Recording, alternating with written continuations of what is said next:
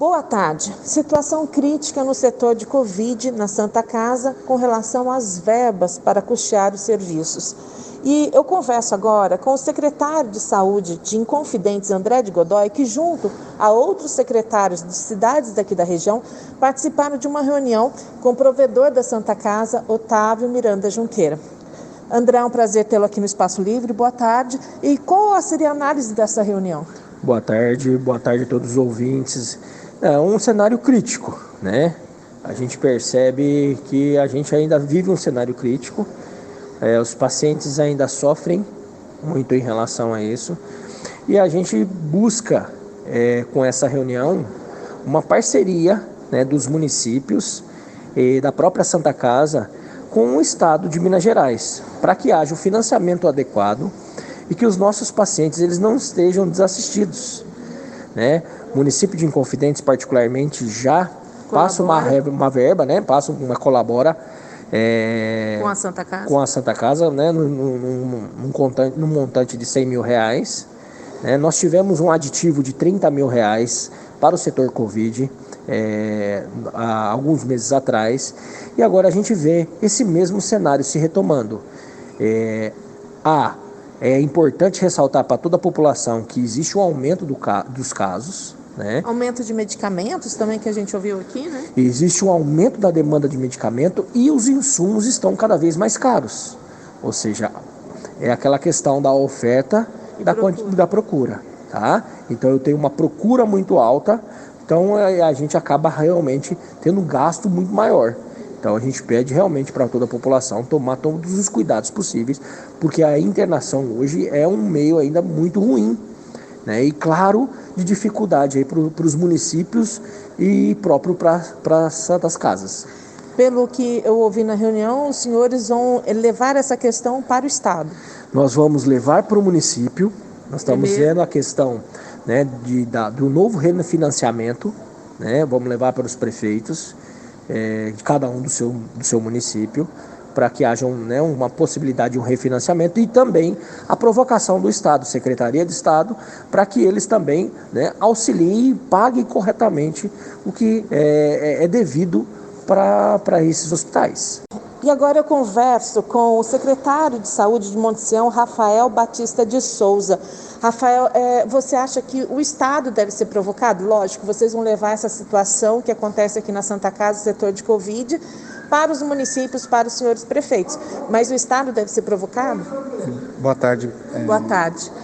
É um prazer falar na difusora, falar para o pessoal da nossa região, Monte Sião e Ouro Fino, em especial.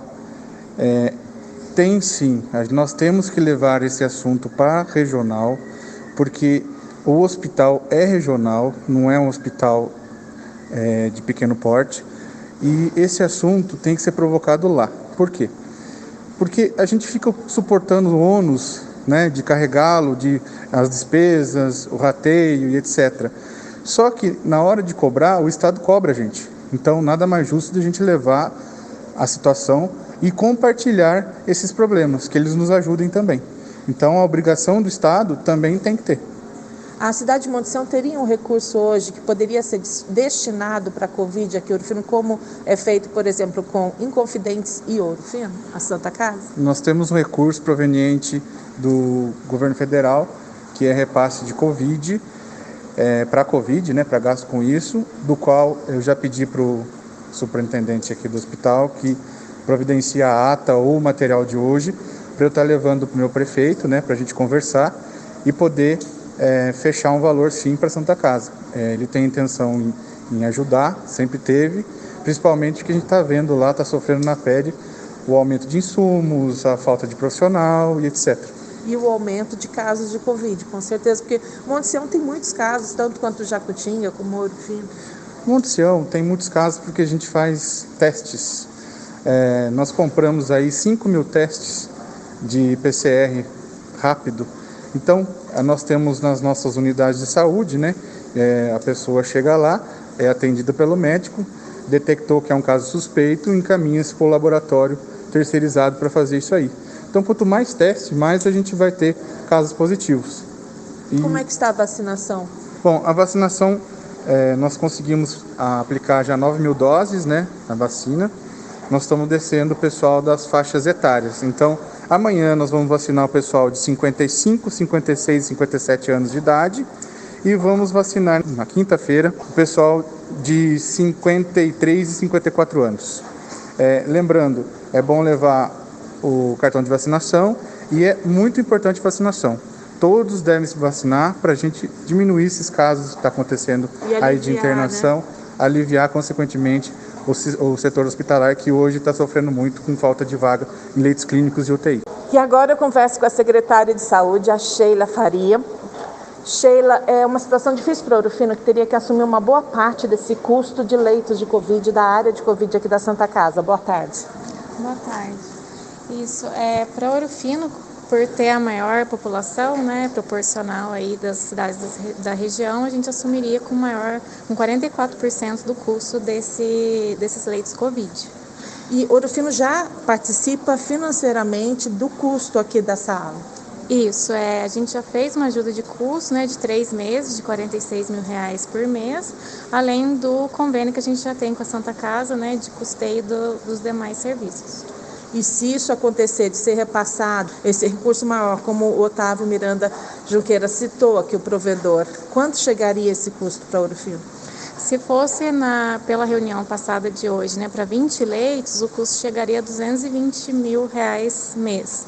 Mas a gente ainda está aqui discutindo a questão, né, do aumento de leitos, ou se vai manter em 12 leitos, né, para a população ficar desassistida, e também de pleitear isso junto ao Estado, que é quem deveria assumir o custo dessas internações. Enquanto isso, a cidade está vacinando as pessoas. Hoje, quem pode ser vacinado?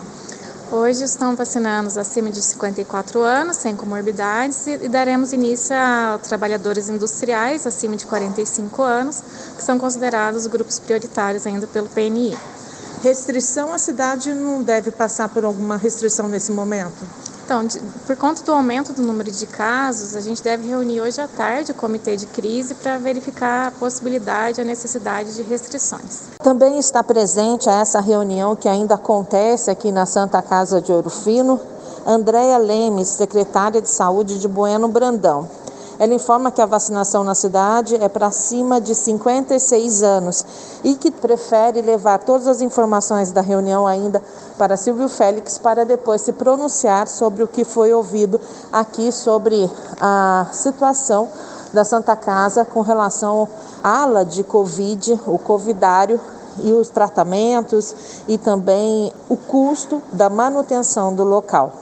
E eu converso também com o provedor da Santa Casa, daqui de Ouro Fino, Otávio Miranda Junqueira.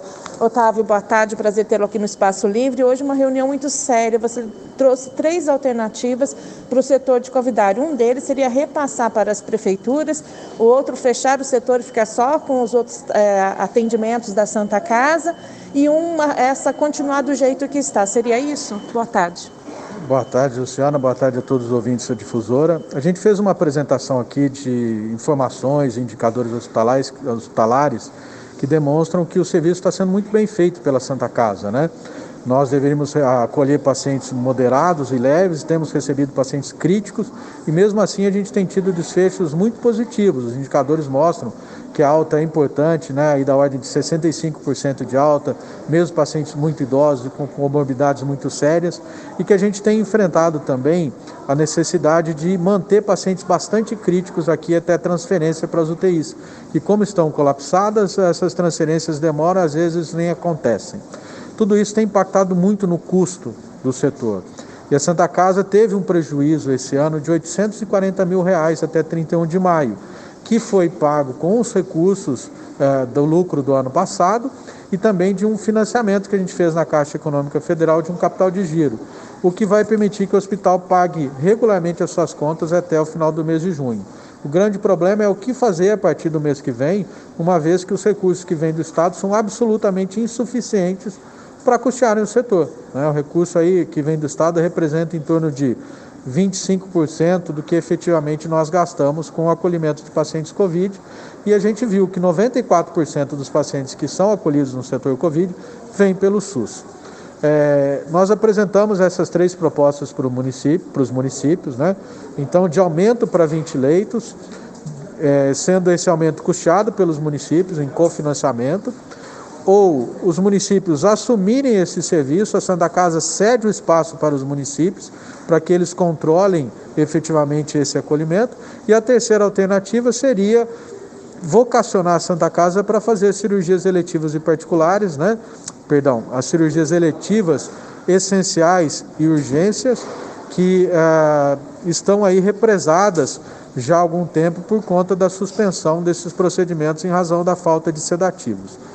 Para isso, a gente precisaria ver se a Superintendência de Estado autorizará ou não esse vocacionamento da Santa Casa para esse fim, uma vez que também implicaria no fechamento da unidade de atenção Covid, com a destinação, né, dos pacientes para os outros hospitais da região. Na nossa opinião, a alternativa mais viável é o cofinanciamento pelos municípios, né? Continuar essa parceria entre Santa Casa e municípios. E dividir esse custo que seria de 500 mil, caso vocês aumentem o número de adultos no covidário? Isso. A proposta inicial seria aumentar para 20 leitos, né, com mais 2 leitos de urgência e emergência, e aí o custo ele subiria para 500 mil. Se não for aceita essa proposta, a alternativa apresentada até pelos secretários seria manter os 14 leitos que nós já temos, né, 12 adultos e 2 pediátricos, transformar esses 2 pediátricos, que graças a Deus não estão tendo ocupação, em leitos adultos, e os municípios cotizarem esses 400 mil reais que em média custa o setor, né, com a Santa Casa também devolvendo eventuais recursos recebidos pelo Estado. Então, é uma forma da gente garantir que o serviço seja mantido. É um serviço que está se mostrando eficaz, apesar de todo o cenário adverso, e a gente tem conseguido excelentes desfechos para a população. Mas, para que ele possa ser mantido, para que o hospital continue de portas abertas, esse cofinanciamento é necessário, uma vez que até maio a Santa Casa bancou, até junho a Santa Casa bancou o serviço, por 6 meses.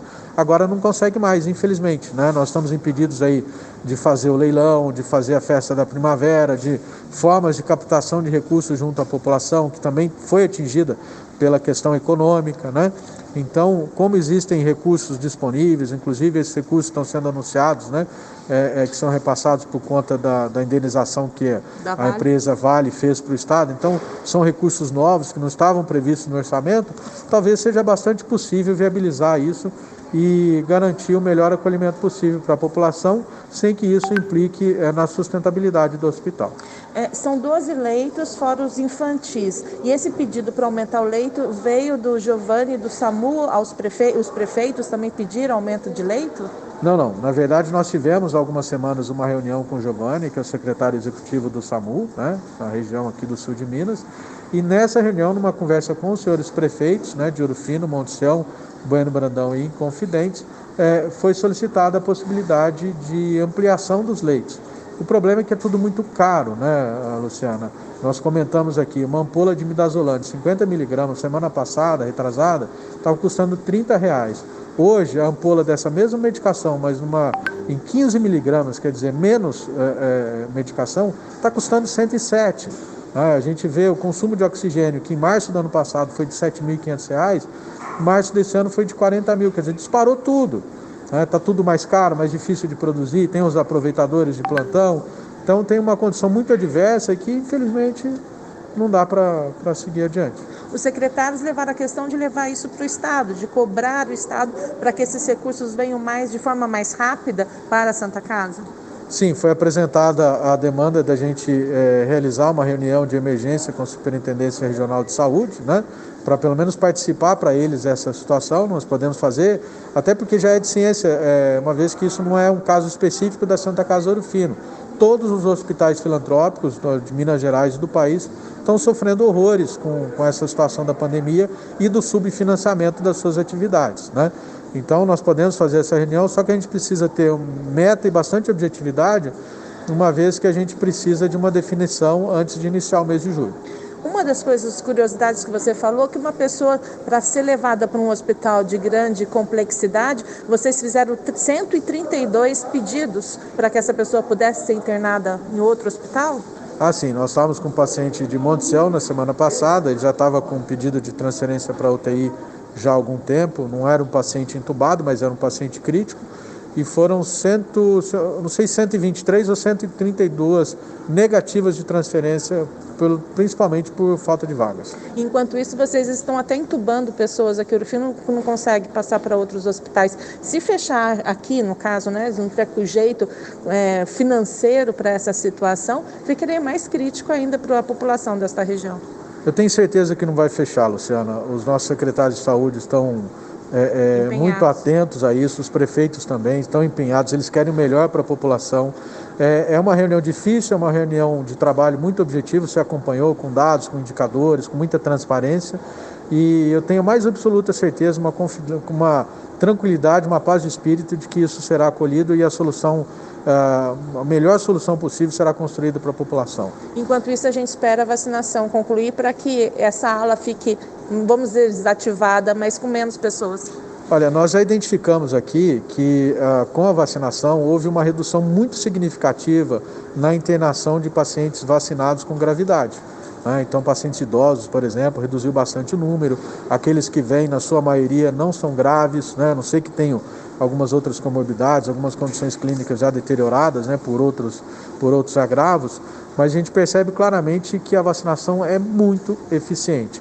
E se a população de fato for vacinada até outubro, na minha opinião, depois da vacinação, passado o período de espera, nós sairemos, graças a Deus, dessa situação desesperadora e trágica de pandemia. Otávio, muito obrigada de novo pela sua participação aqui. Eu que agradeço. E você continue na nossa programação agora com Vale Tudo, apresentação de Paulo Henrique. A todos uma excelente tarde, até amanhã, se Deus permitir.